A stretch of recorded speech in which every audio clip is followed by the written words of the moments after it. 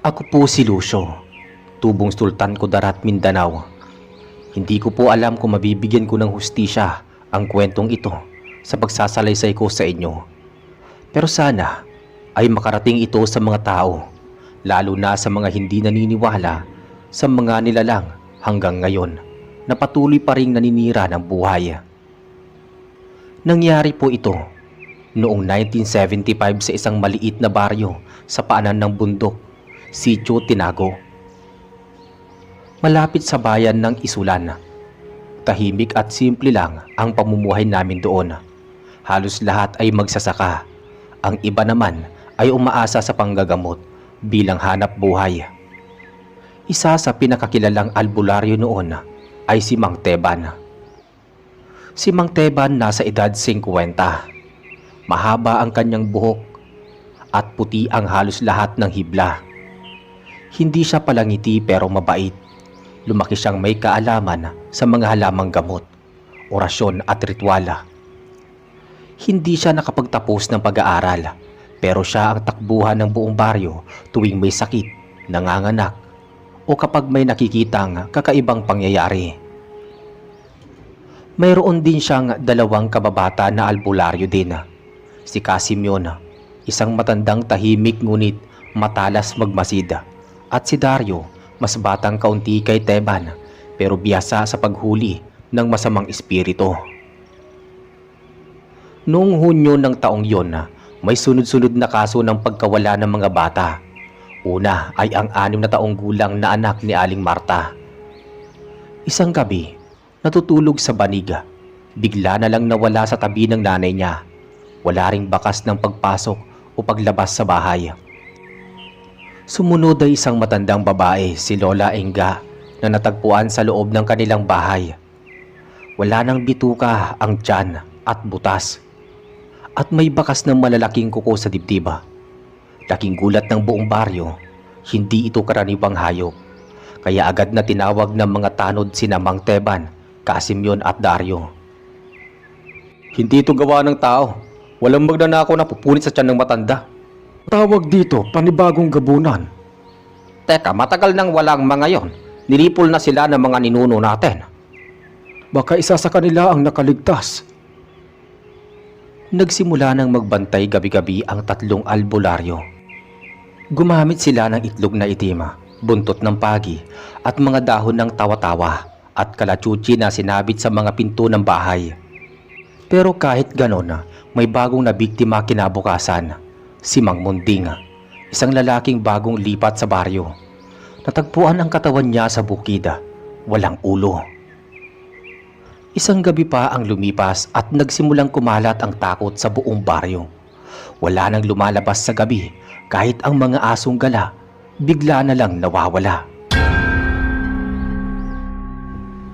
Hanggang isang gabi, habang nagpapausok sa paligid ng bahay si Mang Teban, may naamoy siyang kakaiba. Amoy bulok na hayop, tapos may narinig siyang mahinang tik-tik-tik-tik mula sa bubonga. Nagmamadali siyang kumuha ng buntot ng pagi at sindihan ang insenso ng kamangyan. Dahan-dahan siyang lumabas. Sino ka man? Hindi ka makakapasok dito nang hindi ko nalalaman. Tumahimik ang paligid. Biglang may dumaan na isang figura, parang aso, pero hindi ito normal na aso. Ang ulo nito ay mukhang askal pero ang katawan ay halos tao. Nakatayo ito sa 2 paa at ang balat ay puno ng mahahabang itim na balahibo. Nang subukang lapitan ni Mang Teban gamit ang buntot ng pagi, mabilis itong tumalon sa bubong at nawala sa dilim. Kinabukasan nagtawag siya ng pagpulong kasama ang kapitan ng barangay. Isa itong gabunan. Hindi ito ordinaryong aswang. Marunong siyang umiwas. Marunong siyang pumili ng biktima. Bakit mga albularyo ang kinakalaban niya? Baka may galit ito. Baka isa sa mga naulila sa gera ng mga albularyo at aswang noon, sabi ni Casimion. Doon nagsimulang maghinala si Mang Teban na hindi ito basta-basta lang halimaw. Isa itong nilalang na may layuning gumanti. Nang sumunod na gabi, hindi na nakatulog sina Mang Teban, Casimion at Dario. Sa kabila ng pagod, muling nagpulong ang tatlo sa silong ng bahay ni Mang Teban. May mapanghing amoy na tila hindi naaalis sa paligid kahit binabanguhan ng insenso. Nanatili pa rin ang bahid ng kakaibang presensya. Parang wala tayong laban Kateban. Lahat ng alam natin nababasa niya. Parang nauunahan tayo sa bawat galaw. Hindi lang siya basta gabunan. Maabilidad siya. Marunong mag-asinta. Sabi ni Casim yun. Hindi lakas ang gamit niya. Talino ang ginagamit niya. Nagpasya silang bumuo ng patibong gamit ang balon sa likod ng bahay ni Casim yun. Nagsabit sila ng mga dahon ng baging na pula. Hinaluan ng pinatuyong ugat ng bayawak at tinabunan ng anahaw. Sa gitna naglagay sila ng isang tirintas na tandang na inurasyonan, panakot sa mga nilalang na hindi tao. Pero habang ginagawa nila ito, isang batang paslit, si Neneng, anak ni Aling Lita, ang biglang lumitaw mula sa kabilang dulo ng baryo. "Tulungan niyo ako! Si Neneng! Si Neneng!" Dali-daling tumakbo ang tatlo patungo sa bahay ni Aling Lita.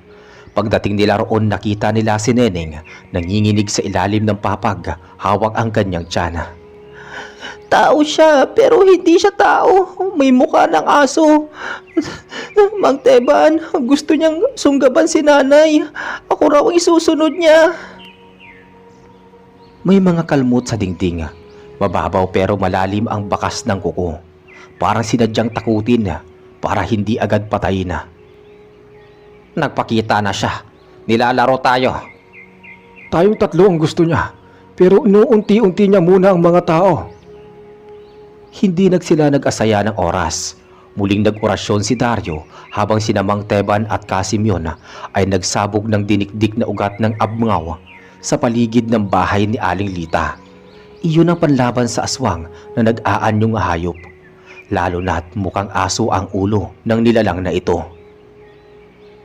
Kinabukasan, wala pang araw, ay may isa na namang biktima, si Kaloring. Isang matandang albularyang babae na nasa kabilang sityo. Natagpuan siya sa paanan ng nyugan.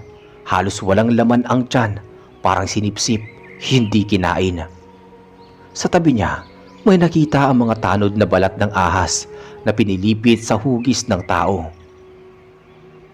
Albularyo na naman. Isa-isa niya tayong inuubos. Tayo na lang ang natitira. Hindi siya titigil hanggat may natitira pang gaya natin, sabi ni Dario. Nagbalik sa alaala ni Mang Teban ang kwento ng kanyang ama na minsang nakalaban ng mga gabunan sa kabilang bayan ng Palimbang. Doon isang buong pamilya ng mga aswang ang sinulong ng mga albularyo at ayon sa matatanda, isa lang ang nakatakas.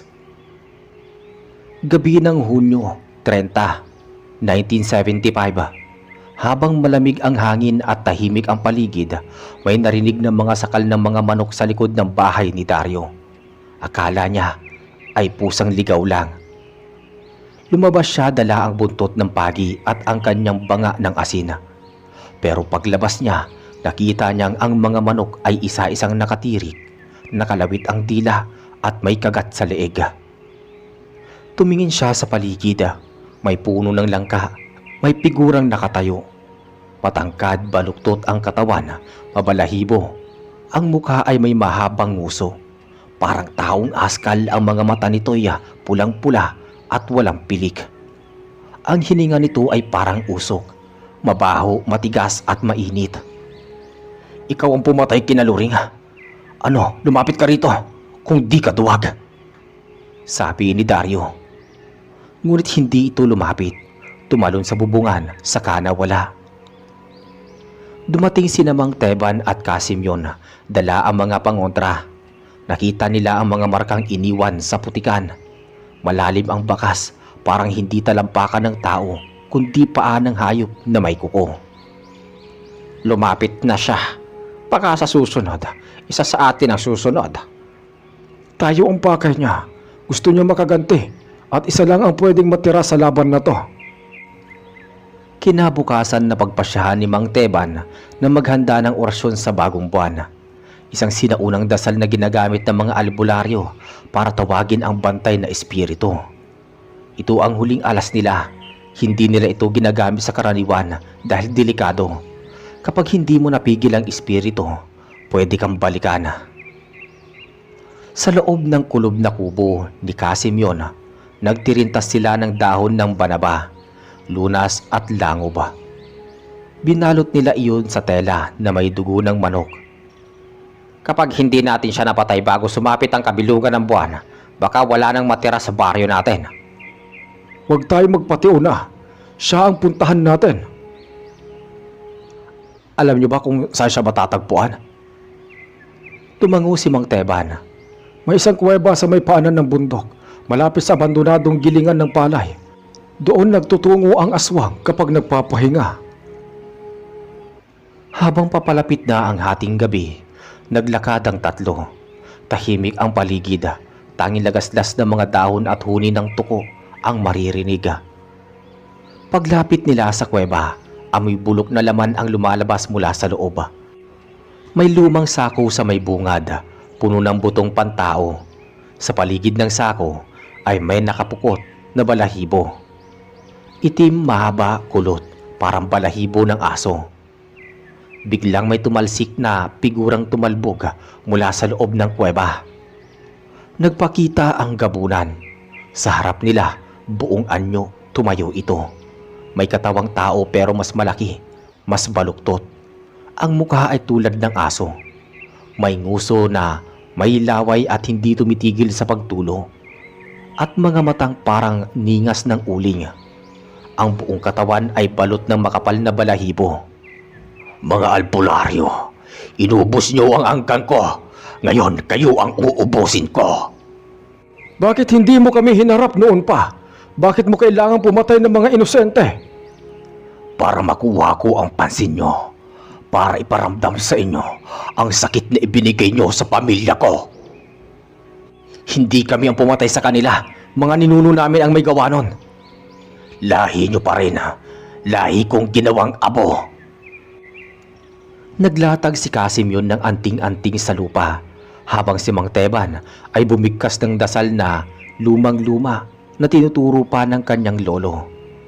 Ang gabunan ay sumugod, mabilis, galit, parang hayop na nagwala. Sa isang iglap, nahagip si Dario at itinapon sa gilid ng puno. Napasigaw siya pero agad na bumangon na. Tinamaan ng sagradong asin ang braso ng gabunan. Napaatras ito, napaso ang balat at nagbula. Hindi siya ganap na tao. Hindi rin ganap na hayop. Pero may laman siyang masusunog. Sabi ni Casimyon. Umusok ang balat ng nilalang nang tamaan ng sagradong asin ni Casimyon. Umatungal ito ng mahaba. Hindi iyon huni ng hayop. Hindi rin boses ng tao. Parang pinagsamang sigaw ng bata at tahol ng aso. Habang ang mga mata nito'y nagliliyab, mabilis itong gumapang pabalik sa madilim na bahagi ng kuweba. Ang sugat sa balikat nito'y hindi dugo ang lumalabas, kundi parang itim na dagta. Huwag tayong paloko. Lalabas ulit yan. Umikot sila sa gilid ng bungad. Si Dario, bagamat may pilay sa balakang, ay sumama pa rin. Tangan ang mga pamalo at inorasyonan. Naghanda si Casimyon ng palad ng saging na may nakabalot na anting-anting sa gitna. Iyon ang tinapon niya sakaling muling sumugod ang gabunan. Lumitaw ulit ang gabunan, ngayon sa likuran nila. Tumalon ito mula sa itaas ng kuweba, paatras sa likod ni Dario. Nandyan na naman! Lumuhod si Mang Teban, mabilis na binigkas ang orasyon sa papel ng dasal ng pangkalas ng dilim. Saka inihipan papunta sa direksyon ng gabunan. Tila nahinto ito sa pagtakbo. Napaangat ang ulo nito at saglit na tumigil ang galaw. Ngayon na, Dario! Tumakbo si Dario kahit pa may iniinda sa balakang. Iwinasiwas niya ang pamalo sa katawan ng gabunan. Tumama ito sa tagiliran. Isang tunog ng nabaling buto ang narinig. Pero kahit bali ang tadyang, umatras ang gabunan. Bagkus, inihampas nito ang malalaking kuko sa braso ni Dario. Bumalibag ang lalaki sa pagkakataong ito. Hindi na siya nakabangon kaagad. Simeon, kuhain mo si Dario. Ako na muna rito. Lumapit si Mang Teban sa nilalang. Hawak ang tirintas na anting-anting na may sinulid na pula at itim. Inikot niya iyon sa ulo, saka muling bumigkas ng orasyon. Nang kumislap ang mata ng gabunan, humakbang ito paatras at tila natatakot. Hindi niyo ako mapapatay. Hindi kayang ubusin ng dasal ang galit ko. Hindi ka natatago ngayon. Kami ang nilapitan mo, kaya dito na rin matatapos ang lahat. Habang tinutulungan ni Casimyon si Dario, pinilit nilang umatras papalayo sa loob ng kuweba. Tumayo si Dario gamit ang balikat ng matanda. Nagbigay ng hudyat si Mang Teban. Sabay-sabay silang bumigkas ng orasyon. Pinagsamang dasal ng pagsunog at pagbalik ng masamang espiritu sa lupa. Lumitaw ang liwanag mula sa tirintas. Parang apoy na asula ang sumiklab mula rito. At sa loob ng ilang segundo, napuno ng amoy ng sunog na balahibo ang buong paligid. Ang gabunan ay umatungal. Nagsimulang umurong papasok sa madilim na butas ng kuweba. Kumakapit ito sa lupa pero hindi na ito makatakbo. Lumalaban man, unti-unti itong humihina. Lumalambot ang balat niya. Pwede na natin siyang tapusin. Kailangan tapusin natin sa saksak sa puso gamit ang buntot ng pagi. Tinulungan ni Dario si Mang Teban na lumapit. Sa kanila sabay na inihampas ang buntot ng pagi sa dibdib ng gabunan. Tumama ito ng malalim, tumusok sa gitna ng mga buto. Sa huling sandali na paluhod ang gabunan, tumingala ito kay Mang Teban, sabay sabi ng mahina nga, kahit ako'y mawala, may ibang tulad ko ang naghihintay sa dilema. Tumigil ito sa paghinga. Ang mata ay nananatiling nakadilat. Nang lumaon, nagsimulang tunawin ng sariling katas ang katawan nito. Hanggang sa ang natira na lamang ay ang balahibo at itim na likido. Tahimik ang tatlo habang pinagmamasdan ang natirang mga bakas. Sa paligid ng kuweba, binuhusan nila ng asin at tinakpan ng mga sagradong dahon. Inorasyonan pa ni Casimyon ang mga batong nilagay sa bungad. Dito siya inilibing sa sarili niyang galit. At sana, dito na siya manahimik, sabi ni Dario. Umakyat sila sa paanan ng bundok. Sa pagbalik nila sa baryo, ramdam nila nga may nababawas sa bigat ng hangin. Walang tunog ng tiktik, walang amoy na bulok, tahimik ang paligid. Lumipas ang 3 araw. Isang gabi, habang nakaupo sa harapan ng kanyang bahay si Mang Teban, nilapitan siya ng matandang si Aling Marta. Salamat sa ginawa ninyo. Ngayon lang kami nakatulog ng mahimbing. Tumango si Mang Teban. Walang anuman, pero wag pa rin tayong magpakampante. Hindi sumagot si Aling Marta. Tumalikod ito at dahan-dahang lumakad pa uwi. Muling tinanaw ni Mang Teban ang langit. Kapilugan ng buwan pero walang tiktik, walang huni, walang gumagalaw. Pero sa isip niya, ang banta ng nilalang na tulad ng gabunan ay hindi kailanman nawawala. Naghihintay lang ng pagkakataon sa gabi o sa dilima. Makalipas ang 1 linggo, matapos mapatay ang gabunan, unti-unting bumalik sa normal ang galaw sa baryo. Ang mga bata ay muling naglalaro sa kalsada, ang mga inay naglalaba sa poso, at ang mga amay nagbubungkal ng lupa sa palayan. Pero sa loob ng bahay ni Mang Teban, hindi pa rin siya mapakali. Hindi na siya binabagabag ng tiktik o ng masamang amoy. Pero may kakaibang pakiramdam siyang bumabalot sa kanya. Parang may isang mata sa likod ng bawat isang figura. Isang gabi, habang pinapausukan niya ang paligid ng bahay gamit ang tuyong dahon ng alagaw at kamangyan, ay may dumating na bisita. Isang binatilyong hindi pamilyar ang muka. Nakaitim, maitim ang balat at may pilat sa pisngi. Kayo po ba si Mang Teban? Ako nga, sino ka ba iho? Ako po si Elmer, pamangkin daw po ako ni Caloring. Gusto ko pong matuto ng panggagamot. Ako na po ang susunod sa yapak niya. Tinignan siya ni Mang Teban mula ulo hanggang paa. Tahimik itong tumango pero nananatiling mapagmatyaga. Wala na kasi si Kaloring. Kung gusto mo matuto, hindi lang dasal at dahon ang kailangan malaman. Kailangan mo ring alamin kung anong klaseng kalaban ang meron sa'yo. Lalo na sa gabi. Handa po ako. Gagawin ko po ang lahat. Sa sumunod na mga araw, palaging kasama ni Elmer si Mang Teban. Tinuturuan siya kung papaano mag-orasyon, papaano gumawa ng isang langis na may bisa laban sa masamang espiritu, at paano basahin ang galaw ng hayop kapag may masamang nilalang sa paligid.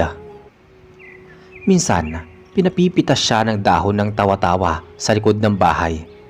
Napansin niyo ni Mang Teban na si Elmer ay hindi lumalapit sa halamang may mga tinik. Bakit ayaw mong hawakan yan? Namumula po ang balat ko kapag natutusok ng tinik eh. May allergy po ako, sabi ni Elmer. Tumango si Mang Teban pero sa loob-loob niya may bumubulong ng hinala. Isang gabi, habang natutulog ang buong baryo, muling nawala ang isang alagang kambing sa bahay ni Kapitan Romy. Walang bakas kung papaano ito nawala. Pero sa may kanal, may nakita silang dugo at kalmot. Hindi kaya may bagong gabunan na naman? Walang aswang na kayang gumawa at lumitaw kaagad pagkatapos ng isang linggo. Maliban na lang kung may kasabwatang nauna. Wika ni Casimyon. Sinimulang obserbahan ni Casimyon si Elmer sa tuwing nagbabantay sila tuwing gabi. Si Elmer ay laging napapansin na nauuna nang makatulog o nawawala sa pwesto. Minsan sumasama si Dario sa bundok para manguha ng gamot. Nakita ni Dario ang kamay nito, may kagat sa daliri. Ngunit hindi ito sugat na gawa ng hayop, parang kagat ng sarili niyang ngipin. Elmer, ano nangyari sa kamay mo? Nadulas po ako kahapon habang naglalakad. Napasubsob ako sa may bangin.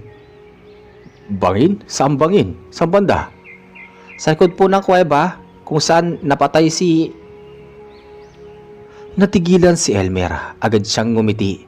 Pilit na tumangulang si Dario at hindi na nagsalita. Pero pagbalik nila sa baryo, agad nitong kinausap si Mang Teban at si Casimyon. May hindi tama sa batang yun ah. Pwede siyang kasunod o siya mismo ang kabunan, sabi ni Dario. Nagpasya sila na subukan si Elmer. Isang gabi habang nasa silong ng bahay si Mang Teban, naglatag sila ng manipis na abo sa may hagdan. Nilagyan ng langis ng nyog na may durog na bawang ang bawat sulok ng bahay at itinago ang buntot ng pagi sa ilalim ng lamesa. Dumating si Elmer bandang 8:00 ng gabi. May dalang pinikpikang manok. Nagluto po ako para sa inyo, sabi ni Elmer. Salamat. Diyan ka muna sa silong. May tatanim lang kami saglit ni Simeon, sabi ni Mang Teban. Habang iniwan nila si Elmer sa ibaba, umakyat sina Mang Teban, Casimyon at Dario. Pagbalik nila, nakita nilang may bakas ng paa sa abo. Kakaiba ang anyo, hindi normal na talampakan. At kung babasihan ang sukat, masyadong malaki para sa katawan ni Elmer. Sigurado na kami. Hindi lang siya basta tao. Pagsapit ng 12:00, hindi nila pinatulog si Elmer. Pinainom nila ito ng tinimplang, tanglad at ugat ng banaba. Karaniwang ginagawang panlinis ng loob pero sa halip na mapawi ang uhaw, si Elmer ay napatras at nanginig. Bakit parang nasusuka ka? May halo po to, may halo. Ganong klaseng halo? Kilala mo ang lasa ng tanglad pero hindi mo matukoy ang ugat ng banaba. Napatras si Elmer, namumutla. Biglang kumulog sa labas. Sumabay ang hangin sa pagbagsak ng ulan. Sinarado ni Casimyon ang lahat ng bintana, samantalang si Dario ay humawak na ng pamalo. Kung ano ka man, lumabas ka sa katawan ng batang ito. Tumayo si Elmer. Nanginginig ang mga braso. Ang kanyang matay unti-unting nagdilima habang ang balat sa leeg ay lumapad. May tumubong maninipis na balahibo sa kanyang pisngi at leeg. Hindi niyo ako matatalo. Hindi ako katulad ng kung sino-sino lang. Ako ang bagong lahi. Ako ang susunod na tirador. Bumigat ang hangin sa loob ng bahay ni Mang Teban habang unti-unting nag-iiba ng anyo si Elmer. Humigpit ang hawak ni Dario sa pamalo at humakbang si Casimyon papalapit. Hawak ang kutsilyo na ginamitan ng orasyon. Si Mang Teban ay hindi na kumurap. Nakatuon lang ang titig sa binata na ngayon ay hindi na tinuturing na tao. Ang balat ni Elmer ay nangingitim at mula sa kanyang batok ay lumabas ang mahabang balahibo. Ang mukha niya ay nagsimulang humaba, unti-unting bumuo ng nguso ng aso, habang ang mga mata ay naging pula at bilog na parang uling na binasa. Akala niyo ba tapos na? Ang pagkamatay ng una sa amin ay simula pa lang. Ako ang tutuldok sa huling hininga ng lahi niyo. Sa isang iglap lumundag si Elmer palapit kay Dario. Nakailag si Dario pero kinamot ang balikat niya at tumilamsik ang dugo. Mabilis siya. Mas mabilis sa nauna. Maya-maya pa, naglatag si Casimyon ng abo at asin sa lapag habang bumibigkas ng pangontra. Dumaan sa linya si Elmer at napaurong. Nasunog ang balat sa talampakan niya. Napasigaw ito ng paus. Hindi siya ganap. Hindi pa buo ang anyo. May pagkakataon pa tayo, sabi ni Casimyon. Muling sumugod si Elmer, ngayon naman kay Mang Teban. Pero bago siya makalapit, binuga na ni Mang Teban ang usok ng pinatuyong balat ng bayawak na siyang nilagyan ng orasyon. Napasinghap si Elmer, natumba sa isang sulok ng bahay. Hindi ka pa ganap na gabunan. Kaya ka namin. Ako ang bago. Hindi ako tulad ng naunang pinatay ninyo. Ako ay mas matalino. Ako ay mas mailap. Tumalon palabas si Elmer sa bintana. Binasag niya ang kawayan at lumusot sa madilim na likod ng bahay. Pati na si Casimyon para habulin. Habang si Mang Teban ay kumukuha ng maliit na bote ng likido mula sa langis ng nyog at abo ng kalburo at isinabit sa kanyang sinturon. Sa may gilingan ng palay sa bandang ilalim ng sapa, narinig nila ang mabigat na hininga ni Elmer. Nandyan lang siya, naririnig ko. Naghiwa-hiwalay sila sa posisyon. Dinala ni Dario ang sulo habang iniwasan ni Casimyon ang mga tuyong dahon. Biglang may sumalakay sa kanila sa itaas ng puno. Si Elmer iyon na halos wala ng anyong tao. Tumilapon sa gitna si Casimyon sa may bangina. Napasigaw ito at bumagsak sa pilapil. Agad siyang nilapitan ni Dario habang si Mang Teban ay biglang lumitaw. Elmer, kung may natitira pang puso sa'yo, labanan mo ang loob mong hayop. Sumagot ang gabunan sa paus na tinig. Wala nang Elmer. Ako na ang huling tirador ng mga albularyo. Kayo ang sisimulan ko. Nag-orasyon si Mang Teban. Binigkas niya ang panalangin ng pagbibitag ng kaluluwa habang pinapaikiutan ang paligid ng langis. Pumula ang liwanag mula sa hangin at napalibutan si Elmer ng mainit na aura. Sumugod muli ang gabunan. Tumama sa kanya ang pamalo ni Dario sa likod. Napasigaw ito pero biglang lumingon at kinagat si Dario sa braso. Napasubsob si Dario sa may putikan, nangingisaya. Teban, tapusin mo na. Hindi kita tinatapos dahil gusto kong makita mo ikaw mismo ang pumili sa pagkatao mo. Hindi dahil ipinanganak kang naiiba. Dapat kang maging halimaw. Biglang lumundag ang gabunan. Sa pagkakataong ito, mabilis ang galaw ni Mang Teban. Itinaas niya ang buntot pagi at sinaksak ito sa ilalim ng baba ng gabunan. Umabot hanggang sa loob ng lalamunan. Napatras si Elmer. Nangisay ang buong katawan. Ang mga mata niya'y tila nanumbalik sa pagiging tao. Tumutulo ang laway at dugo sa kanyang bibig.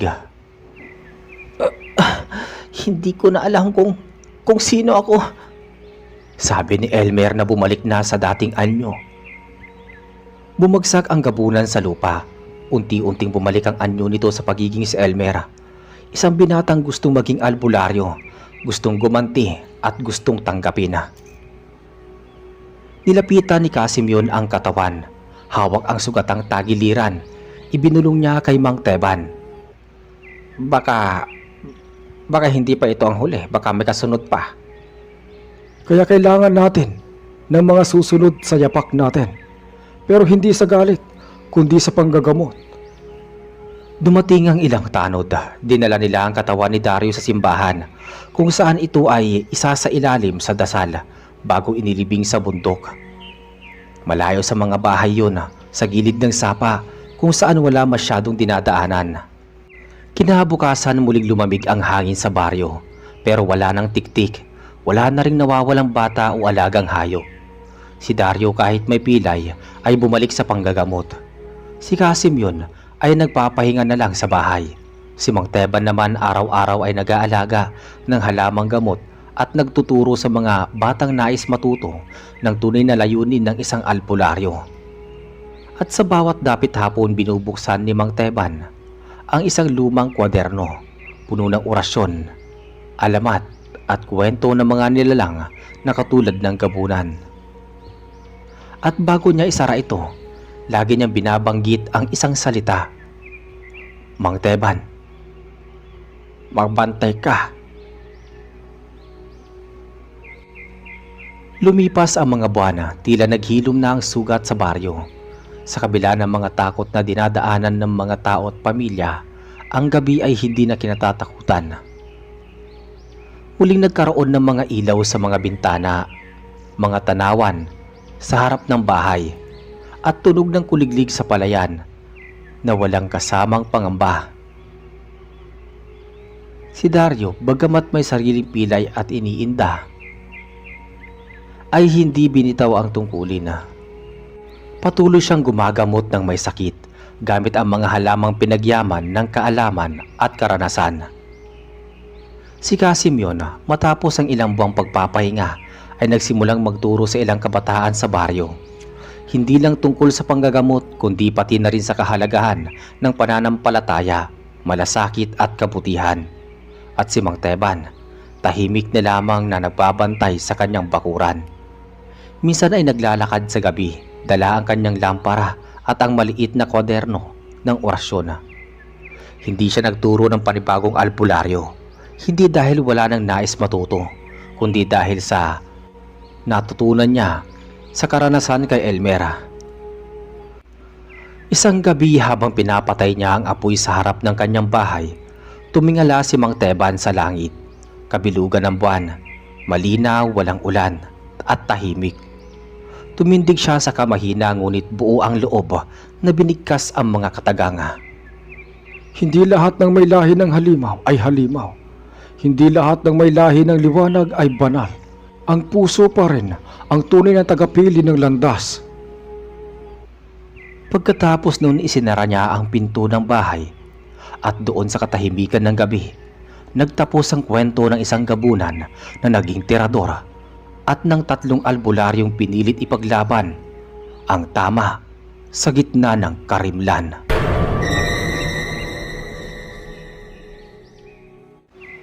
Ako po si Nonoy. Tubong Mindoro po ako. Hindi po talaga ako pala kwento pero itong karanasang to, hindi ko po makakalimutan kahit kailan. Taong 1990, nangyari ito.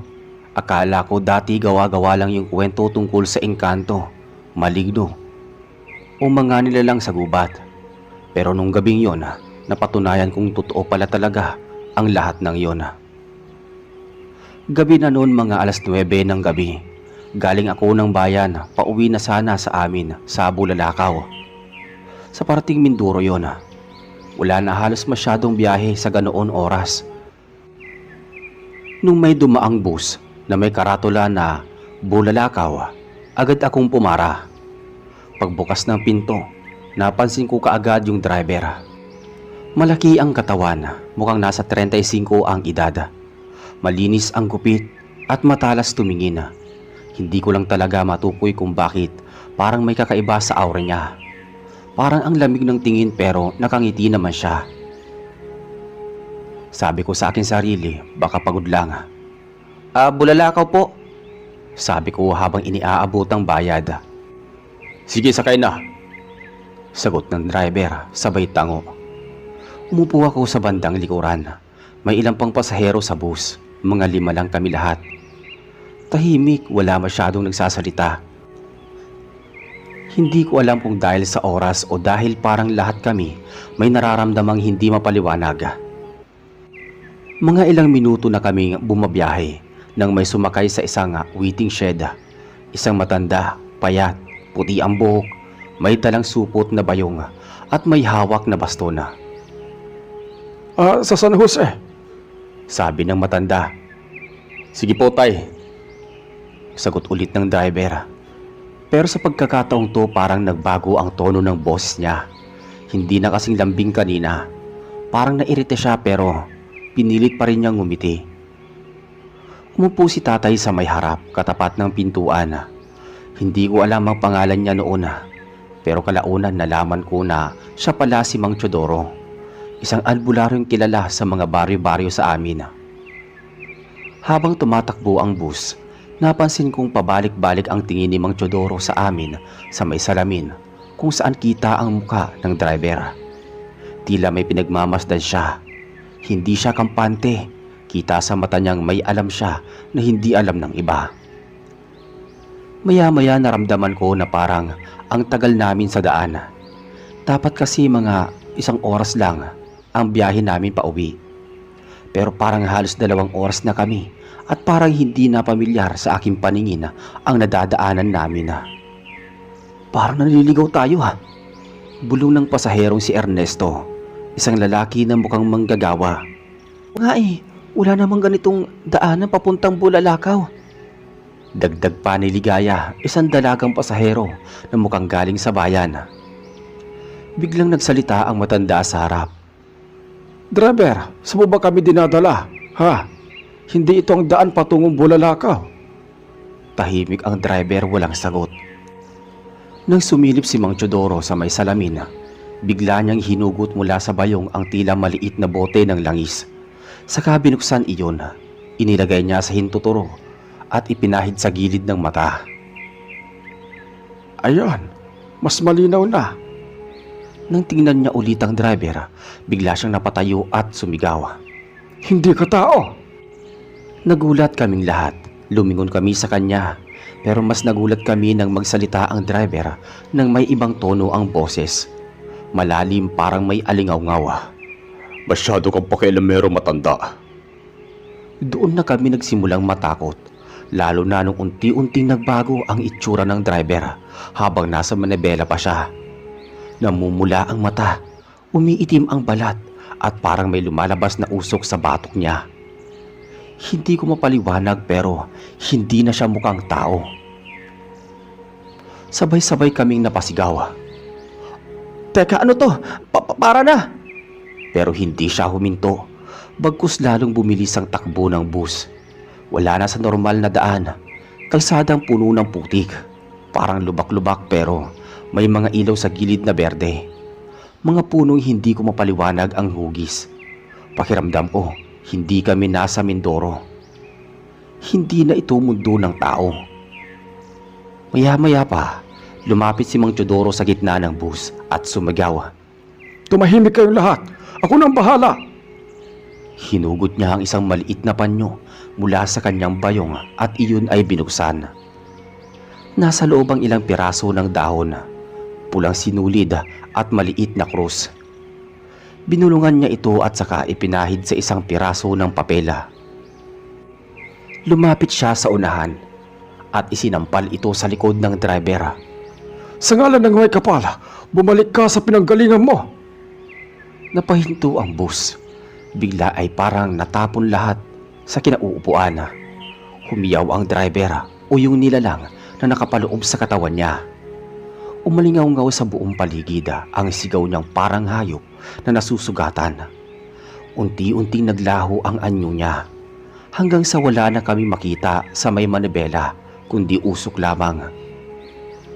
Nang lumabas kami ng bus, nagulat kami. Nasa gilid kami ng isang bangina, isang maling ligo pa at mahuhulog na sana kami. Lahat kami ay namutla. Ay Diyos ko, kung hindi dahil kay tatay. Ano yung nilalang na yun? Tanong ni Ernesto. Isang engkanto. Isa siyang nilalang mula sa ilalim ng mundo. Nagpapanggap siya bilang driver para mahatak ang mga kaluluwa ng mga inosente at gawing alipin sa kanilang mundo. Hindi kami makapaniwala. Nagsimula kami maglakad pa uwi at kinaumagahan.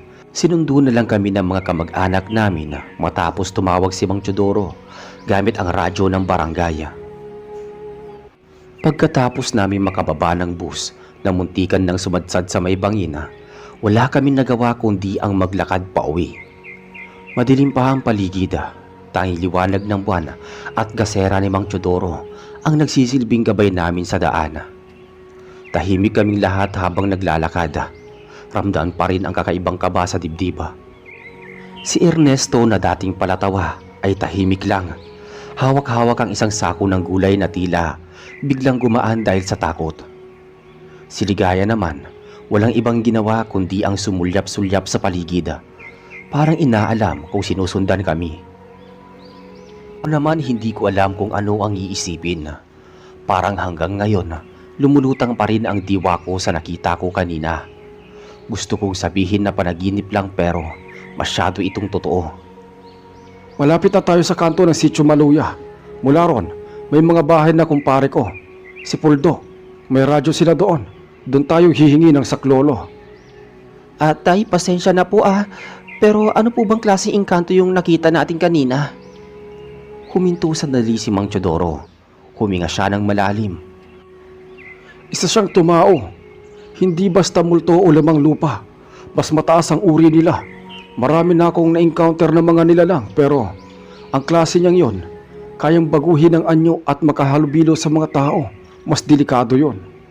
Matagal na siyang umaligid sa kabundukan ng Mindoro. Maraming misteryoso nawawala sa biyahe. Malamang, na biktima niya na. Alam mo po lang may ganoon, Tay? Ba't hindi mo kaagad sinabi sa driver? Hindi basta-basta makikilala ang anyo nila hanggat hindi mo ginagamit ang mata ng liwanag. Yun ang langis na ipinahid ko sa gilid ng aking mata kanina. Karamihan sa atin, hindi talaga makakakita sa tunay nilang anyo. Pagkarating namin sa bahay ni Kapuldo, tinawag ni Mang Teodoro ang matanda sa loob. Buti na lang at gising pa sila. Pinapasok kami kaagad. Nang maikwento ni Mang Teodoro ang nangyari, agad din silang tumawag sa barangay gamit ang kanilang radyo. Mga alas 5 na madaling araw nang sunduin kami ng patrol ng barangay mula sa San Roque. Bitbitang flashlight, armas at 2 tanod. Anong nangyari? Boss ba yan? Hindi namin nakita sa karaniwang ruta.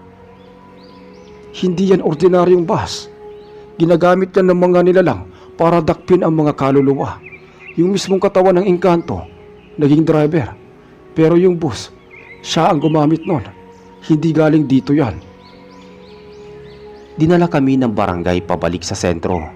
Pinatulog muna kami sa munting opisina sa likod ng barangay hall. Pero hindi ako makatulog. Laging bumabalik sa isipan ko yung itsura ng engkanto. Yung pulang mata, makapal na balat at boses niyang parang mula sa ilalim ng lupa. Kinabukasan pinatawag kami ni Kapitan Damaso para kunin ang statement. Kinausap kaming huwag na lang ikalat ang kwento dahil baka magdulot ng takot sa iba. Pero si Mang Teodoro hindi pumayag. Hindi ito panahon ng pananahimik. Kapag hindi natin ito pinigilan, baka susunod na biktima niya ay mga kabataan o mga buntis. Kailangan natin magbantay. Sumang-ayon si Kapitan sa huli. Kaya't ipinaalam niya sa mga driver ng tricycle, jeep at ng bus sa terminal na kung may mapansing bagong mukha o bagong sasakyan na hindi pamilyar, agad na i-report. Ilang araw kaming tahimik, balik sa normal lang takbo ng araw. Pero isang gabi, habang ako ay pauwi galing sa tindahan, nadaanan ko ang terminal ng jeep. May narinig akong bulungan ng mga driver. Pare, may bagong bus daw kahapon Hindi galing sa regular na linya. Malinis masyado. Hindi rin kilala yung driver. Ewan ko ba? Pero parang biglang nawala din pagkaraan ng isang biyahe. Sabi ng pasahero, parang wala na silang maalala sa daan. Biglang nanlamig ang batok ko. Pareho sa nangyari sa amin. Agad kong pinuntahan si Mang Teodoro sa kanyang kubo.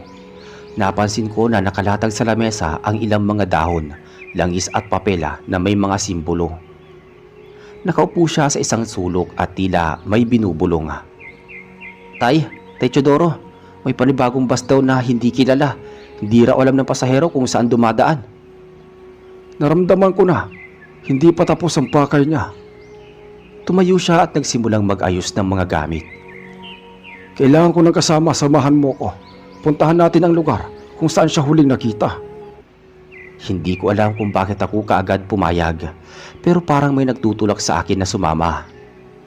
Kinabukasan sumakay kami ng jeep papuntang sitio, Batong Buhay. Doon daw huling nakita ang misteryosong bus. Pagdating namin doon, tahimik ang paligid. Parang may mabigat na hangin.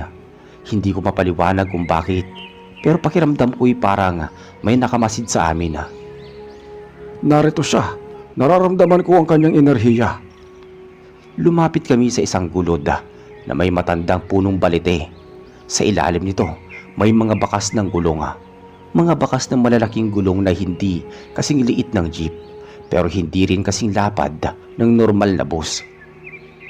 Habang nililibot namin ang paligid, biglang bumigat ang hangin. Napahawak ako sa aking dibdib. Si Mang Teodoro agad na binuksan ang isang maliit na pouch sa kanyang bayong at kumalat ang usok na may amoy na isenso. Lumabas ka! Alam kong naririto ka! Tahimik ang paligid. Wala kami narinig kundi huni ng tuko sa malayo. Pero ilang sandali pa, unti-unting lumabas mula sa likod ng balite ang isang figura. Unti-unting lumitaw, unti-unting nakabuo ng anyo. At siya nga ang engkanto. Ngunit ngayon ay hindi siya nakapang driver. Hubad ang katawan, makapal ang buhok sa braso, nangingitim ang balat at ang mga mata niya'y nanlilisik. Sa likod niya parang may mga figurang gumagalaw, mga kamay na tila nangunguyampit. Bakit kayo sumunod dito? Hindi ba't ligtas na kayong lahat? Hindi kita titigilan hanggat hindi ka bumabalik sa iyong mundo. Hindi sa inyo ang lupang ito. Wala kayong laban sa akin. Matanda, marami pa akong makukuha. At sa susunod, ikaw na ang isasakay ko. Biglang binato ni Mang Teodoro ang isang puting pulbos sa ere at nagliyab ito sa kalangitan ng hangin. Napatras ang engkanto at napasigaw. Matandang salamangkero! Ako si Teodoro, tagapagtanggol ng hangganan ng mundo ng mga tao. Hindi mo ko kayang takutin, nilalang. Napasigaw ang engkanto habang kumakalas ang itim na anino mula sa katawan niya. Kumikibot-kibot ang mga kamay ng mga nilalang sa likuran niya. Hindi mga kaluluwang pilit na tumatakas, ngunit hindi sila makawala. Lalo lang silang humihigpit sa likod niya. Parang may mga tanikala. Matanda ka lang, pero hindi mo ako mapipigil magpakailanman. Hindi ako ang pipigil sa'yo, kundi ang batas ng kalikasan. Wala kang karapatang dukutin ang mga taong walang kamuang-muang. Hinugot ni Mang Teodoro ang maliit na butilya ng langis mula sa bulsa. Pinahid niya ito sa palad tapos hinampas ang lupa sa harap ng engkanto. Kumalat ang liwanag mula sa lupa, parang mga ugat ng puno na may sinag. Napaurong ang nilalang kasabay ng pagkislot ng katawan niya. Tumigil siya sa paglapit. Hindi pa rin ito ang katapusan. Babalik ako. Hindi niyo ako kayang itaboy habang buhay. Hindi mo na kailangang bumalik. Ipapataw ko na ngayon ang sumpa ng pagkatanggal. Mabilis ang sunod na ginawa ni Mang Teodoro. Bumunot siya ng sanga ng ratan mula sa kanyang bayong. May mga ukit itong simbolo at may pulang sinulid sa dulo. Inikot niya ito sa ere habang may binubulong. Maya-maya, tila nahigop ng lupa ang katawan ng engkanto. Umuga ang paligid pati ang matandang punong balete, parang nanginig. Sa isang iglap, lumubog sa lupa ang engkanto at biglang sumara ang siwang sa lupa na pinanggalingan niya. Tumahimik ang paligid. Wala kaming narinig kundi mga hingal ni Mang Teodoro. Ako nananatiling nakatingin sa lupa kung saan lumubog ang engkanto. Parang hindi pa rin ako makapaniwala na ganun lang siya nawala. Natalo po ba natin? Tumango si Mang Teodoro pagkatanong ko. Nanginig pa rin ang kamay niya pero matatag ang tingin na. Hindi siya makakabalik kaagad. Pinutol ko na ang lagusan niya. Pero kailangan pa rin natin magbantay. Hindi lang siya ang ganoong klase ng nilalang sa paligid. Naglakad kami paalis sa gubat. Habang papalapit sa daan, narinig ko pa rin ang pagpagaspas ng hangin at huni ng mga kuligliga. Ngunit wala na yung malamig na presensya sa hangin. Mas magaan na ang pakiramdam. Pagbalik namin sa barangay, sinalubong kami ni Kapitan Damaso kasama ang ilang tanod. Musta? Nakarating sa amin na may kakaibang liwanag sa may sitio Batong Buhay kagabi. Kayo ba yon? Oo, Kap. Naayos ko na ang problema. Pero kailangan nating paigtingin ang pagbabantay sa terminal. Huwag hahayaan na basta-basta may makakapasok na bagong sasakyan o driver na hindi natin kakilala. Ganun ba? Sige. Magpapaskil kami ng paalala sa palengke at terminal. Magpupulong din kami sa mga leader ng sitio. Kinabukasan nagkaroon ng pagpupulong sa barangay hall. Nandoon lahat ng mga driver, operator at mga tanod. Si Mang Teodoro ang nagsalita sa harap. May hawak siyang maliit na lata at may langis at dahon. Ito ang langis ng liwanag. Ipahid ito sa gilid ng inyong mga mata tuwing babiyahe. Hindi ninyo ito kailangan gamitin palagi. Pero kapag may duda kayo sa taong kaharap ninyo, ipahid nyo lang ito. At kung makakita kayo ng boss na hindi pamilyar, iwasan ninyo. Pagbigay alam kaagad sa barangay. Lumipas ang mga araw. Tahimik ang paligid. Hindi na muling nakita ang engkantong bus. Pero kahit ganon, hindi nagpakampante ang mga tao. Patuloy pa rin ang pagbabantay sa terminal. Si Mang Teodoro bumalik sa kanyang tahimik na pamumuhay. Pero mas madalas na siyang tinatawag kapag may di pangkaraniwang pangyayari. Ako naman, hindi ko pa rin malilimutan ang karanasang yun. Tuwing sumasakay ako ng bus, hindi ko maiwasang tignan mabuti ang mukha ng driver, lalo na kapag gabi. Hanggang isang araw, habang pauwi ako mula sa bayan ng Pinamalayan, sumakay ako ng bus na hindi ko pa nakikita dati. Malinis, mabango sa loob, at medyo bago pa ang pintura. Sa likod may nakaukit na pangalan, San Roque Express. Sumilip sa mukha ko ang driver. Matipuno yun. Maitim mahigpit ang hawak sa manibela. Manong, anong ruta nyo? Ngumiti siya. Walang pilit pero may malamig na dating. Papunta lang sa kabilang dako. Napakunot ang noo ko. Lumingon ako sa likod ko. Ako lang ang pasahero. Tumayo kaagad ako. Pinindot ko ang bell. Manong, para po muna. Walang sagot. Nagsimulang bumilis ang takbo ng bus. Nanginginig na ang tuhod ko. Sumigaw ako. Manong, para sabi! Biglang huminto ang bus sa gitna ng daan. Tumigil ito, sumilip ang driver sa salamin at ngumiti. Balik ka rin. Bumukas ang pinto. Agad akong bumaba.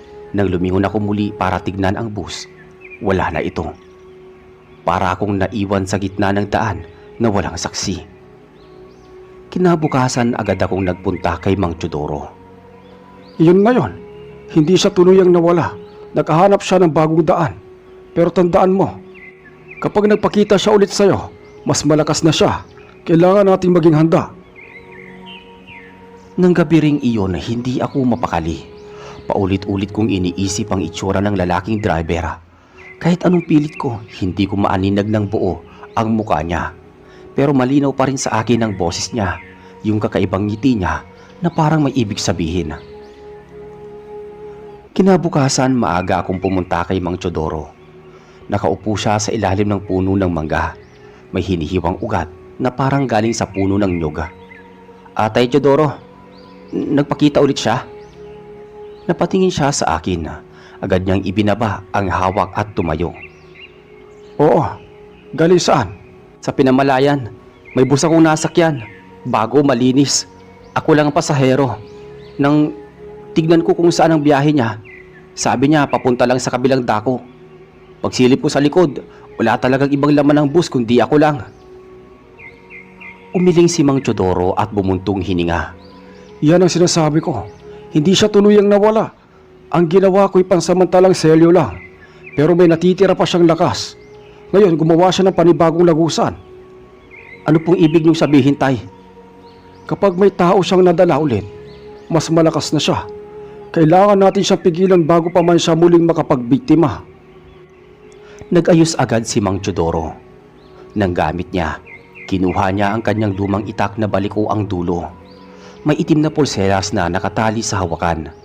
Pumasok siya sa loob ng bahay at paglabas niya, may dala na siyang supot na may lumang pulbos at isang lata na may palara sa ibabaw. Ikaw, samahan mo ko. Mamayang hapon, pupunta tayo sa lugar kung saan mo siya huling nakita. Sumapit ang hapon habang papalapit kami sa lugar kung saan ako bumaba mula sa misteryosong bus. Ramdam ko kaagad ang kakaibang lamig sa hangin. Napansin ko rin na parang tahimik ang paligid kahit may mga bahay-bahay sa gilid nito. Tumigil kami sa gilid ng kalsada. Kinuha ni Mang Teodoro ang lata. Binuksan niya ito at kumalat ang amoy ng nasusunog na dahon. Nilagyan niya ng pulbos ang paligid at sinindihan ang gitna. Umusok ito at nagsimulang kumalat sa hangin. Biglang napansin namin ang pag-iba ng kulay ng paligid. Parang unti-unting nagkakaroon ng sipya ang lahat. Namutla ang mga kulay, humihina ang tunog ng mga insekto. Parito na siya. Nakapagpatayo siya ng bagong daanan. Sa gitna ng usok, dahan-dahang lumitaw ang bus.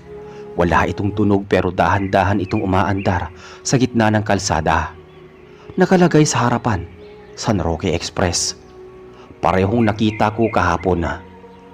Agad kami nagtago sa likod ng puno. Hinintay naming huminto ito. Pagbukas ng pinto, may dalawang lalaki na biglang lumitaw sa kalsada. Tila na hipnotismo. Dahan-dahan silang pumasok sa loob. Tay, kailangan natin pigilan sila. Hindi tayo pwedeng magmadali. May proteksyon niyang bus habang binubuksan ng lagusan. Kailangan kong putulin ang buhol sa ilalim ng gulong. Hinugot niya ang itak at tinuro sa akin ang pulbos. Ihagis mo ito sa may bandang kanan ng bus kapag sumenyas ako. Tumango ako sa sinabi ni Mang Teodoro. Biglang nagbago ang ihip ng hangin. Tila humigpit ang paligid.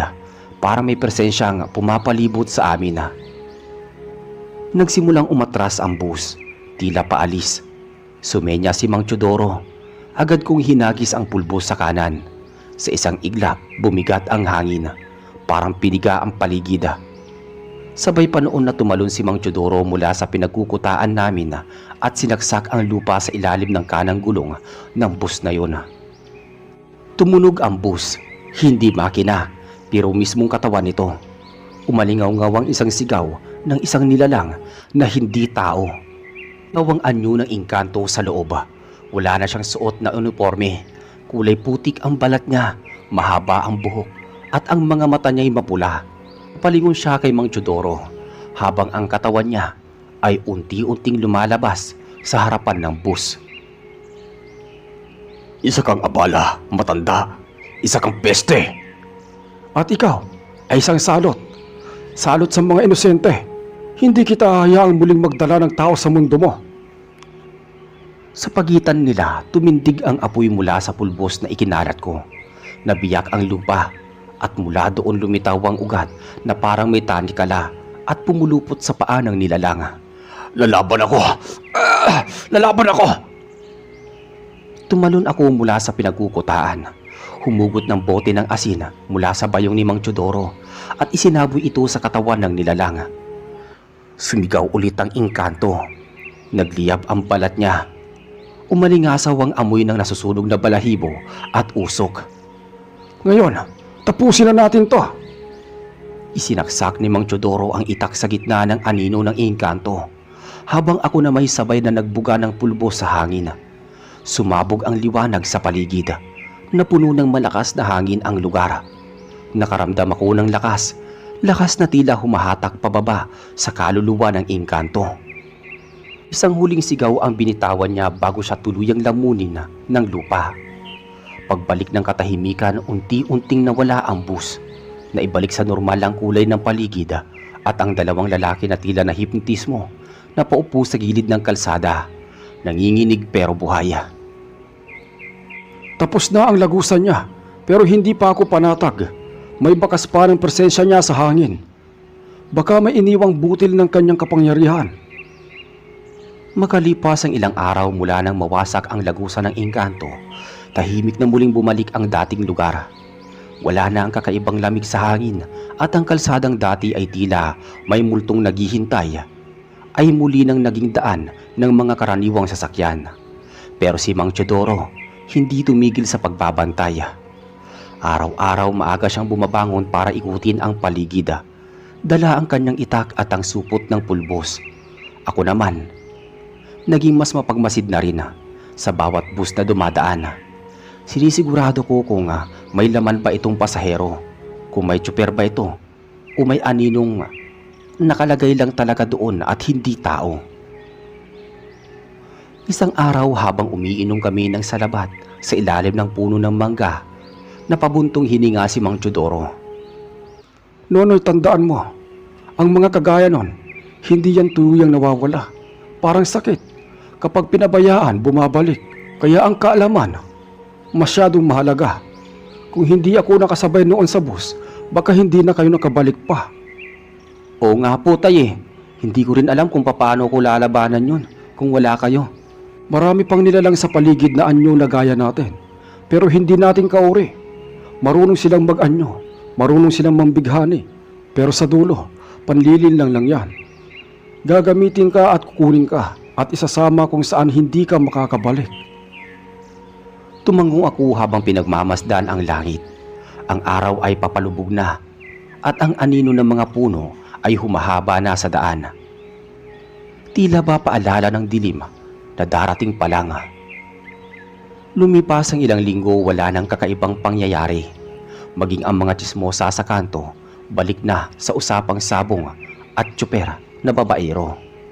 Pero sa kaloob-looban ng aking isip, alam kong hindi pa tapos ang lahat. Ang mundong yun ng mga engkanto, nandyan lang, naghihintay ng pagkakataon na muling makapasok. Bago kami maghiwalay ni Mang Teodoro noong huling araw na nagkita kami, may binilin siya sa akin na, Nonoy, kung sakali mang dumating ulit ang ganoong klaseng nilalang, huwag kang matakot. Tandaan mo ang mga tinuro ko sa'yo. At higit sa lahat, huwag mong basta-basta pagkakatiwalaan ang hindi mo kilala, lalo na kung nag-aalok ng biyahe na paprobinsya. Ngumiti si Mang Teodoro sa kabila ng mga kulubot sa kanyang balat at puting buhok. Ang lakas at tapang ay nananatili sa kanyang titig. Salamat po tay, hindi ko yun makakalimutan. Muli akong tumingin sa malayo. Sa di kalayuan, may bus na dumadaan. Puno ng pasahero at ang tsuper ay kalbo, nakaitim at humahataw sa silinyadora. Karaniwang tanawin sa aming bayan yun. Pero mula noon, hindi na ako tumitingin sa bus sa parehong paraan. Hindi lahat ng mabaitang anyo ay mabuti ang hangarin. Sa panahon ngayon, kailangan matutong kilatisin hindi lang ang salita, kundi pati ang intensyon ng isang tao o isang nilalang. May mga nilalang na maaaring gumiti, mag-alok ng sakay at magkunwaring kaibigan. Pero sa likod ng ngiting yun ay bitag na pala ng kasamaan. Sa tulong ng kaalaman, tapang at pagkakaisa, napipigilan ang kasamaan kahit gaano pa ito katagal. Sa panahong madalas tayong nakakasalubong ng hindi may paliwanag, mahalagang panatilihin natin na bukas ang ating mata, pero higit sa lahat, ang isipan. Maraming salamat po sa inyong pakikinig. Hanggang sa muli. Ako si Marvin. Ibabahagi ko ngayon ang kwento ng tatay ko na si Amado. Isang albularyo na kinatatakutan at ikinagalang sa buong bulubunduking bahagi ng Kidapawan. Hindi lang siya basta manggagamot. Siya ang kinukunan ng lakas at pag-asa ng mga taga-baryo. tuwing may kakaibang nilalang na sumasalakay. Noong panahon na yon, taon 1978, sunod-sunod ang mga kabataang nawawala. May ilan na natagpo ang butot balat na lang. May ibang hindi na kailanman nakita. Pinaniniwala ang may aswang na namumugad sa gubat sa likod ng baryo namin. Isang gabi, habang nagkakape si Amado sa harap ng kubo naming kahoy, lumapit si Mang Andres, kagawad ng baryo. O Abado, may isa na namang bata na nawala kagabi anak ni Aling Fe. Umalis daw sandali para umihi, di na nakabalik. Ilan na ba silang nawawala ngayong buwan? Inko'y 4 na. Kasali yung binata ni Mang Nonoy. Pare-pareho, lahat kinukuha paggabi. Tumayo si Amado, kinuha ang kanyang supot na may lamang dahon ng agimat, pulang sinulid at langis na binasbasan niya mismo. Hindi na ito basta hayop lang sa gubat. May matandang aswang sa paligid at mukhang hindi lang isa. Sabi ni Amado. Mabilis niyang tinapos ang pagkakape at tinawag niya ako. O Marvin, bantayan mo ang nanay mo. Huwag na huwag kayong lalabas pagsapit ng dilim. Tumangulang ako. Sanay na ako sa ganitong babala ni tatay. Ilang beses ko na rin siyang nakitang sumugod sa mga gubat, bitbit ang kanyang buntot pagi, langis at buntal na pamalo. Gabi na nang umalis si tatay, kasama sina Mang Andres at 2 tanod. Bitbit nila ang mga sulo, itak at ang dasal na panangga laban sa masamang espiritu. Tumungo sila sa masukal na bahagi ng Sityong Magdag. Dito raw huling narinig ang hiyaw ng nawawalang bata. Habang naglalakad sila, may humuhuni sa di kalayuan. Hindi yun huni ng ibon, isa iyong malamig na tunog at tila pag-iyak ng sanggol na may kasamang halakhak. Ay, hindi normal to, Amado. Parang nangahakit sabi ng isang tanod. Huwag kayong magpasilaw sa tunog. Hindi sanggol yan. Isa yan sa anyo ng aswang. Bigla silang huminto sa harap nila. May nakatambad na malaking itim na baboy. Ang laki nito ay halos kasing laki ng baka. Nakatitig ito kay Amado. Ang mga matay pula, may laway na tumutulo mula sa bibig.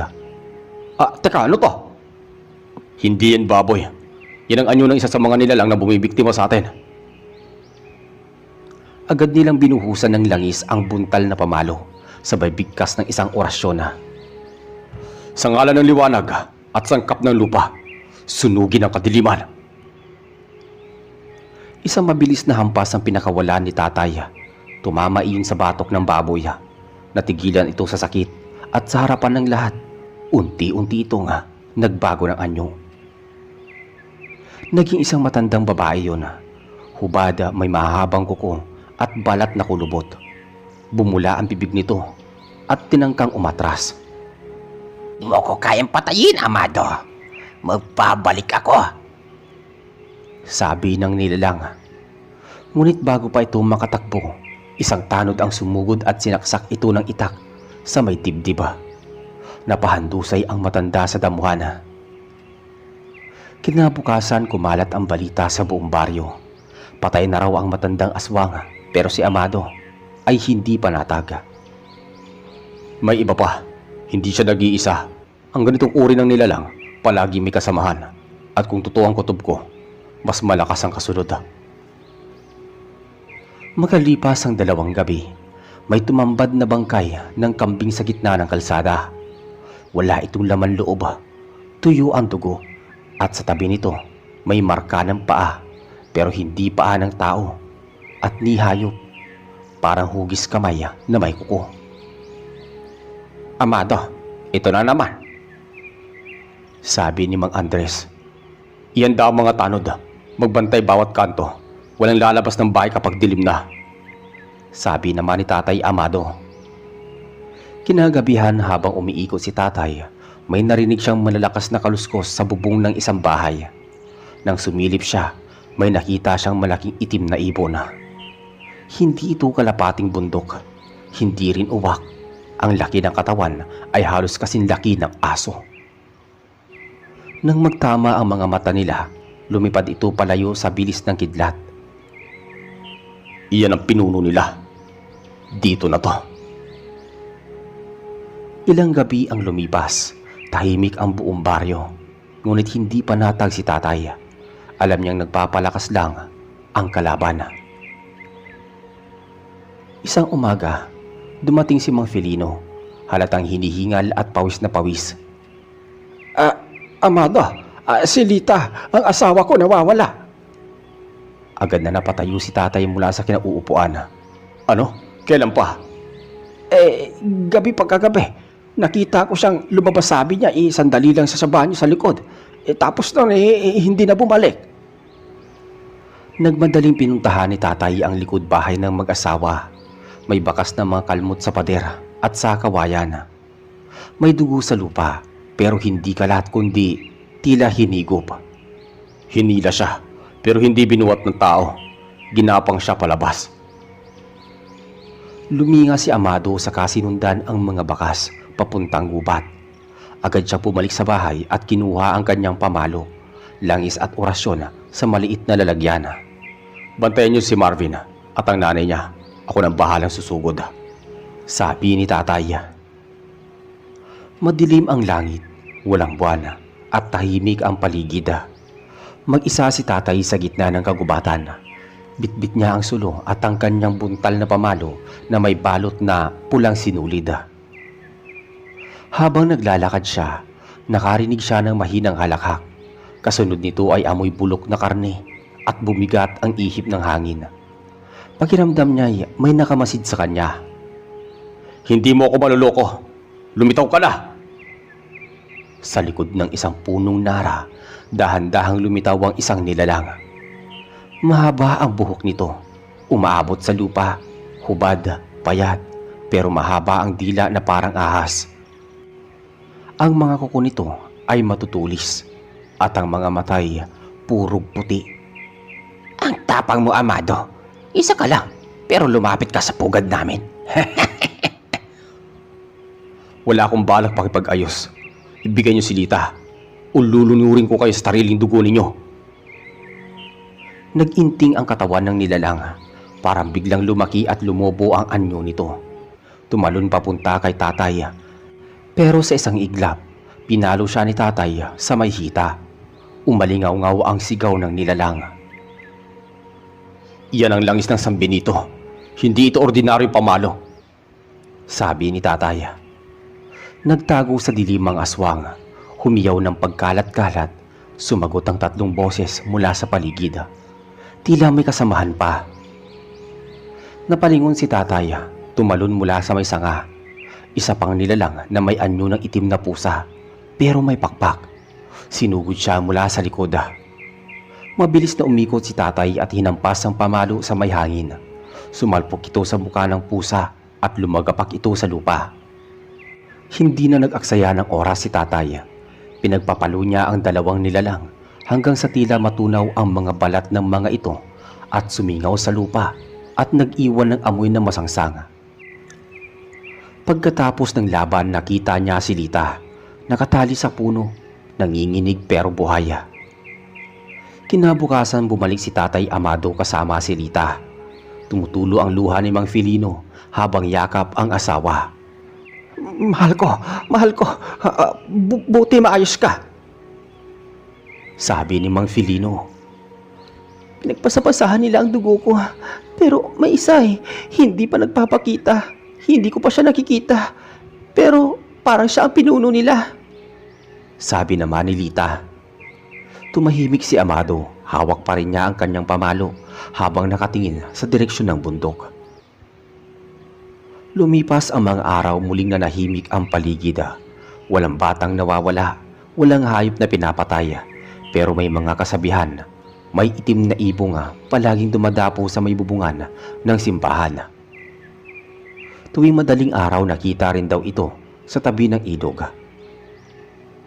Isang gabi habang natutulog kami, may malakas na kaluskos sa may bubunga.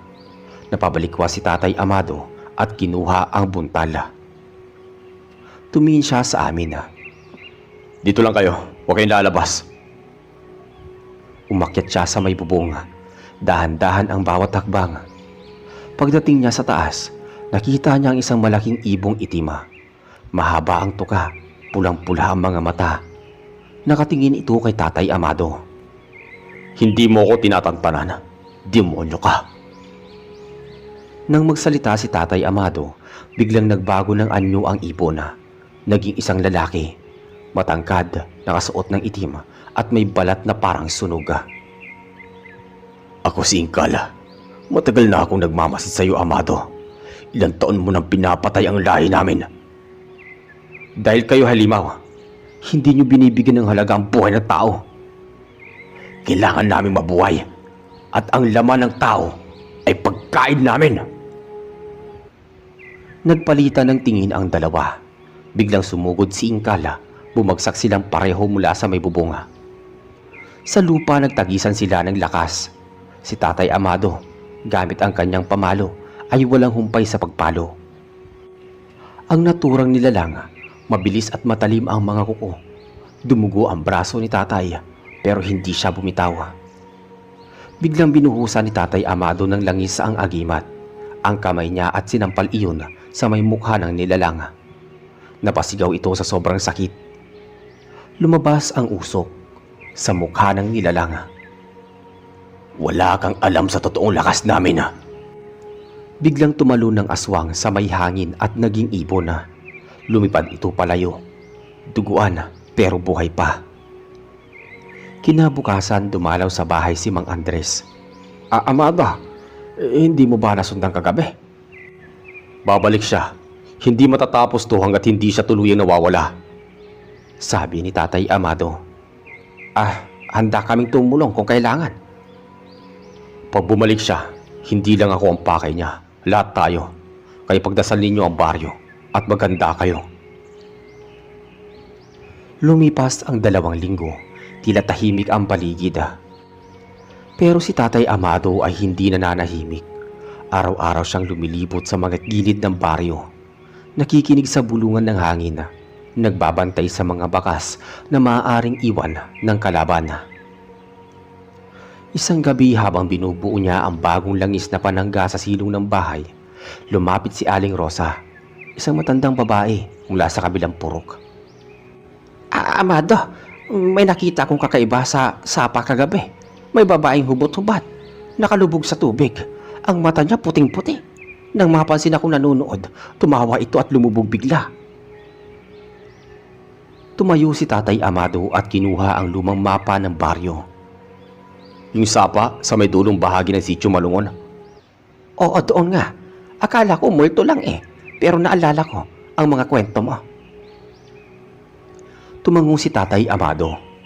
Hindi yan multo. Isa yan sa mga bantay ni Inkal. Sinusubukan nilang magasik ulit ng takot. Kinabukasan maaga pa lang ay nagtungo na si Tatay Amado sa sapa. Bitbit niya ang kanyang buntot pagi at ang orasyon na nakabalot sa abaka. At isang maliit na boteng may lamang pulang langis. Tahimik ang sapa, walang kahit anong kaluskos. Lumapit siya sa gilid at binasag ang boteng may langis, saka binigkas ang dasala. Sa sino mang nilalangan nandirito, sa ngalan ng liwanag, ako'y lumalaban. May pagyanig sa tubig. Umangat ang malaputik na likido mula sa ilalim. Tumindig mula sa gitna ng sapa ang babae. May balat na parang kaliskis. Ang mga kamay ay mahaba at tila palaka. Amado, ikaw na naman. Hindi ka ba napapagod? Wika ng nilalang. Hindi ako titigil hanggat may kagaya ninyong nangunguha ng buhay ng inosente. Sumugod ang nilalang. Sa loob ng ilang segundo, umikot si Tatay Amado. Sinampal ang pamalo sa katawan ng babae. Umiskis ito sa balat at parang nasunog ang kaliskis. Lumaban pa ito ng ilang ulit, ngunit sa bawat hampas ng pamalo ay unti-unting nanghina ang naturang nilalang. Sa huling hampas sa ulo, bumagsak ito sa tubig at hindi na muling umangat. Pagsapit ng gabi, habang nasa hapagkainan kami, biglang tumahol ng sunod-sunod ang aso sa labas. Napatingin si Tatay Amado sa bintana. Marvin, isara mo lahat ng bintana. Ilawan ninyo ang mga kandila. May dumarating. Sumilip ako sa labas. May aninong tumatakbo sa madilim na kalsada. Sa bilis nito, halos hindi mo masundan ng mata. Maya-maya pa, nakarinig kami ng pag-iyak ng manok at saka isang pagsabog ng bubong sa bahay ng mga kapitbahay. Si Tatay Amado ay dali-dali lumabas. Sa bubong ng bahay ni na Mang Eladio, may hayop na nakadapo na malaki. Itim ang pakpak at tila aso ang ulo. Teka, gabunan to ah. Tumalon si Tatay Amado. Kinuha niya ang pamalo at tumakbo papunta sa bahay. Umakyat siya sa likod habang ang gabunan ay biglang lumipad at sumalubong sa kanya. Nagtago sila sa ere. Si Amado walang takot at ang halimaw ay galit na galit. Sa ere pa lang, pinatamaan na ni Tatay Amado ng buntot pagi ang katawan nito. Napasigaw ito at nagliyab ang bahagi ng pakpak. Bumagsak ito sa lupa. Nagtangkang tumakbo ang gabunan pero hinarangan siya ng tanod na si Leo at ni Mang Andres. May dalang sulo ang mga to. Ha, hindi ka na makakatakas. Napalibutan nila ang halimaw. Pinagpapalo ni Tatay Amado habang binibigkas ang dasal ng pagtataboy. Unti-unting nabuwag ang anyo ng aswang. Naging tao, naging isang lalaki na halos hindi mo makilala dahil sa sunog sa balat. Kinabukasan muling nagtipon ang mga tao sa gitna ng baryo. May isa pa natitira, si Inkal, ang pinuno nila. Alam kong hindi siya titigil. Malapit na siyang umatake. At kapag bumalik siya, hindi lang isang bahay ang uubusin niya. Wika ni Tatay Amado. Nagpasya ang mga residente. Gagawa sila ng sabayang bantay sa gabi. May tanod sa bawat kanto, may mga palutang na basbas sa ilog, at ang bawat pamilya ay binigyan ni Tatay Amado ng simpleng agimat na gawa sa ugat ng anahaw at langis.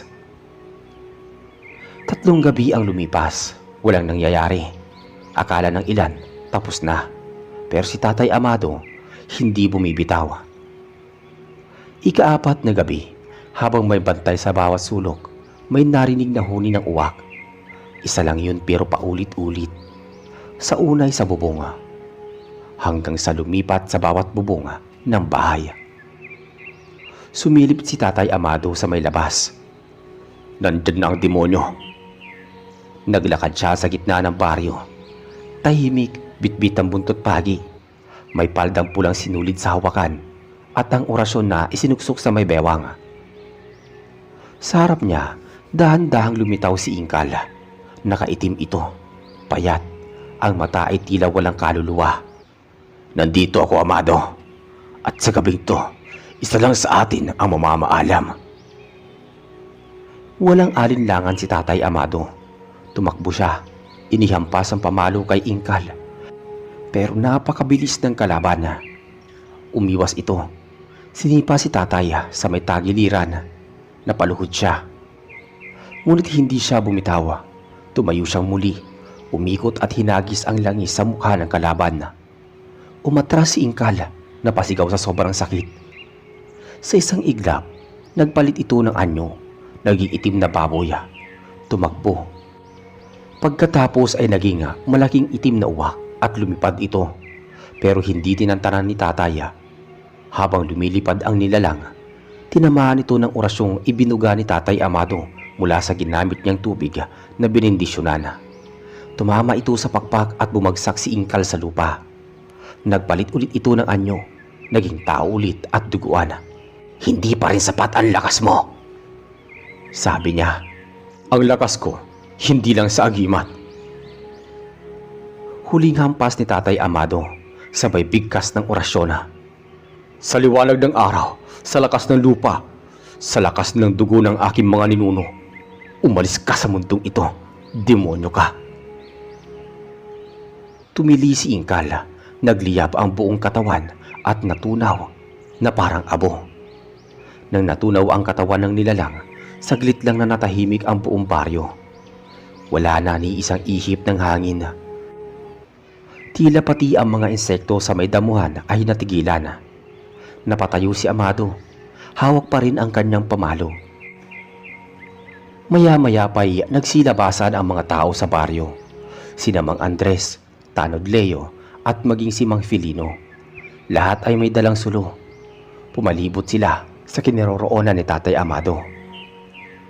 Amado, ayos na ba? Tumango si Tatay Amado habang pinapahid ang pawis sa may noo. Wala na si Ingkal, pero hindi ibig sabihin ay wala na masama. Kailangan manatiling mapagmatyaga.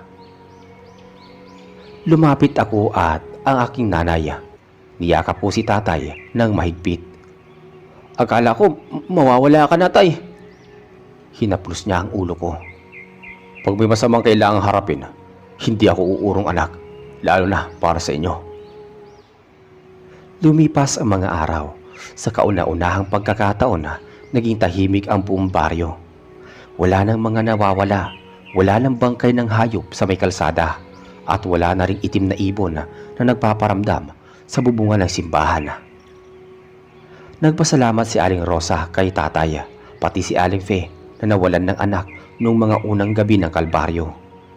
Lumapit ito kay Tatay Amado na may dalang binurong bigas at itlog na maalat. Alam kong hindi na maibabalik ang anak ko. Pero salamat, Amado. Dahil sa'yo, maliligtas mo pa ang iba dito sa baryo. Tahimik lang na tinanggap ni tatay ang ibinibigay ni Aling Fe. Marahan ang pagkakabig sa dala ng naturang matanda. Ang totoo, dapat hindi nangyari ang ganitong bagay. Pero ang mga halimaw kasi, hindi sila pipili kung sino ang sasaktan. Kaya kailangan may lalaban. Isang gabi, habang nakaupo si Tatay Amado sa harap ng bahay, may batang lumapit, si Dado, apo ni Mang Eladio, bitbit ang isang munting kahon. Tay Amado, sabi po ni Lolo, ibigay ko roto sa'yo. Kinuha ni Tatay Amado ang kahon at nang buksan ito, ang laman nito isang lumang kwintas na may maliit na mutya ng bato ng ilog na kulay berde.